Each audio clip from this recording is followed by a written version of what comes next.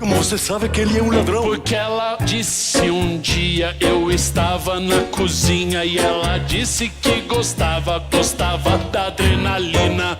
Ela disse que está gostando de acompanhá-lo. Tem algumas missões de ir roubá-los. Não posso permitir isso. Eu sei, senhor, mas ela parece impossível. Ela parece que não vai mudar. Ela parece que está começando a gostar. Não posso! De roubar, de roubar, de roubar, de roubar. Ela está pegando o ladrão. Parece que já roubou seu coração. Não. Dizem que é o velho plebeu versus o rico. Mas dessa vez o plebeu pegou legal.